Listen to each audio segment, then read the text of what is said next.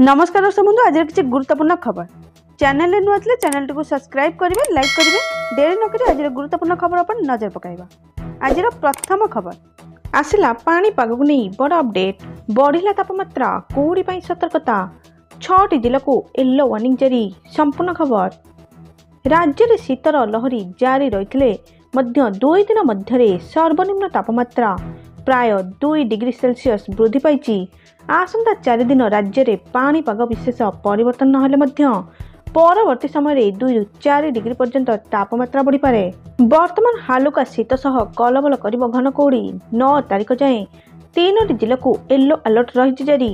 वर्तमान उपकूल ओडिशा रे स्वाभाविक 2 ରୁ 3 डिग्री तापमात्रा अधिक रही बेले आभ्यंतरीण ओडिशार गोटे 2ଟି स्थान में स्वाभाविक 1 ରୁ 2 डिग्री तापमात्रा कम रही। आसंता 9 तारिख पर्यंत घन कुहुड़ी नहीं 3ଟି जिला को येलो अलर्ट जारी रही। विशेषकर सुंदरगढ़ कंधमाल एवं कोरापुट रे घन कुहुड़ी अनुभूत हेब। आज भद्रक केन्द्रापड़ा जगतसिंहपुर पुरी केउंझर संबलपुर झारसुगुड़ा बलांगीर गंजाम एवं कलाहांडी रे हालुकर मध्यम धरनर कुहुड़ी नहीं सतर्कता जारी कर पाणीपाग विभाग पक्षर पूर्वानुमान कर सूचना मिली।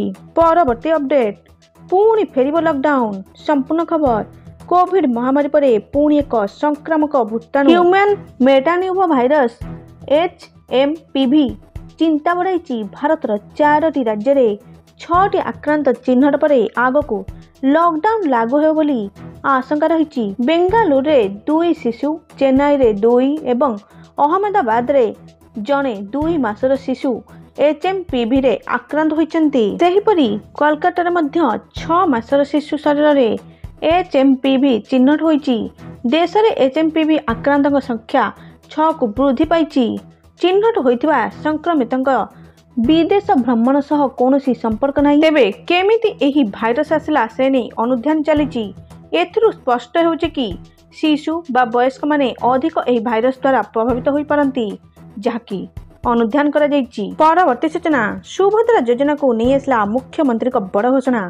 संपूर्ण खबर पुणी मिलिबो सुभद्रा टंका ए नहीं बड़ घोषणा कर सारचंती मुख्यमंत्री मोहन माझी। प्रथम पर्याय सुभद्रा टंका चतुर्थ बा शेष पर्याय आसीबो से नहीं निजे मुख्यमंत्री घोषणा करचंती। पूर्वरु प्रथम किस्तीर तृतीय पर्याय टंका हिताधिकारी खाता को आसाची। जनवरी मासरे आसीबो चतुर्थ पर्याय सुभद्रा टंका योग्य हिताधिकारी खाता को जीव टंका। सेहिपरि मार्च मासरे एका बेले गोटे हिताधिकारी को मिलिबो सुभद्रा योजनार द्वितीय किस्ती।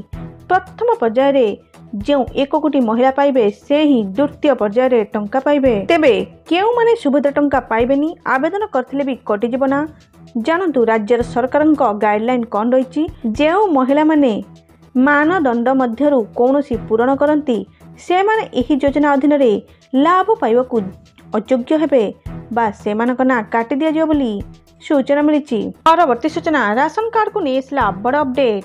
राशन कार्ड स्थिति किपरि जांच करिवे आसंतु जानिबा। संपूर्ण खबर राशन कार्ड हेउची भारतर एक गुरुत्वपूर्ण डॉक्यूमेंट जहाँ सरकारी राशन पाइबा पई एवं परिचय पत्र भाव में व्यवहृत होता है। यह राज्य सरकार द्वारा जारी कर देता है एवं सार्वजनिक वितरण प्रणाली अधीन रे अभावी परिवार को सस्ता मूल्य रे राशन जोगाई दिया था। राशन कार्ड पई आवेदन करुछंती एवं यार स्थिति जानिबाकू चाहुछंती तेबे किछिटा प्रक्रिया जानिबा निहाती आवश्यक। आपण एहाकू ऑनलाइन किंबा ऑफलाइन मोड रे पूर्ण करि परिबे। राशन कार्ड स्थिति जानिबाकू हेले प्रथमे nfsa.government.in वेबसाइट को जांतु। वेबसाइट रे सिटीजन कॉर्नर को विकल्प चयन करंतु।